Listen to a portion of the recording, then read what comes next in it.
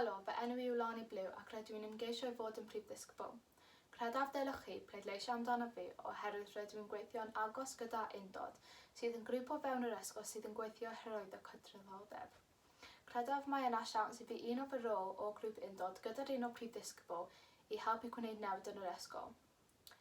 Amcan grŵp Undod yw creu ysgol lle mae pawb yn teimlo'n hapus, diogel ac yn falch. Gyda rôl y prif ddisgybl gallaf helpu cyflawni'r amcan yna.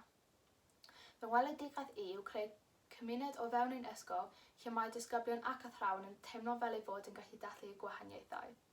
I gallu gwneud hyn, mae'n rhaid i'r ysgol addysgu pawb ar materion a pynciau pwysig fel y Stonewall Riots a Black History Month. Mae'r ysgol yn aml yn dweud fod rhaid i ni fod yn falch o'r ffaith ein fod yn Cymraeg, ond mae hyn ond yn un agwedd ohonyn ni.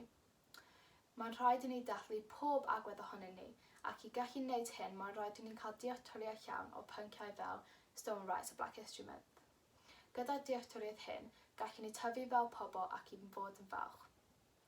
A dechrau fy nhaith yn Bryden, roeddwn ni gyda diffyg hyder ac felly'n ffeindio fe'n anodd i fod yn falch o pwy ydw i, ac rydw i'n gwybod mae llawer o pobl ifanc yn mynd trwy'r un peth pob diwrnod. Gyda'r dylanwad o cyfryngau cymdeithasol, mae'n enwedig yn anodd i pobl ifanc yn ysgol ffeindio'u hun.